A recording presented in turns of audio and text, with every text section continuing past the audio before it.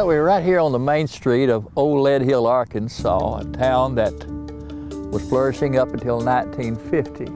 When the lake came in, they had to move the town up on top of the hill.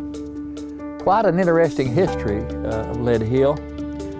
Back up the White River there, back just after the Civil War, there was a landing put in there. People were running barges and ferry boats up and down the White River all the way to the Mississippi. And they put a landing in there up the White River. There is a place called the Dubuque Landing. And it was there where for a long time the little settlement was. And then down here somewhere in this area they found lead, they thought, and they began to do some lead mining down here.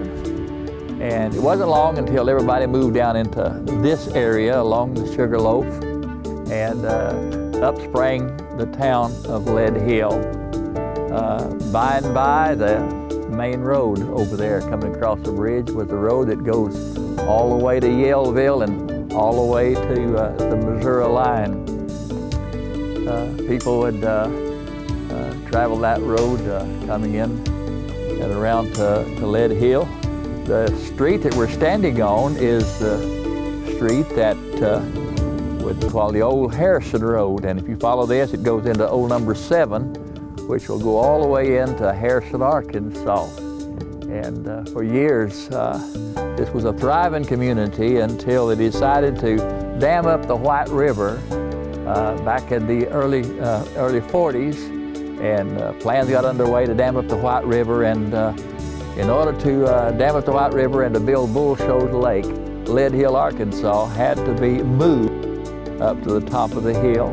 A lot of the old foundations are still around. A lot of the old relics of the old past are still here. In the wet season, when the lake is up, all of this is underwater.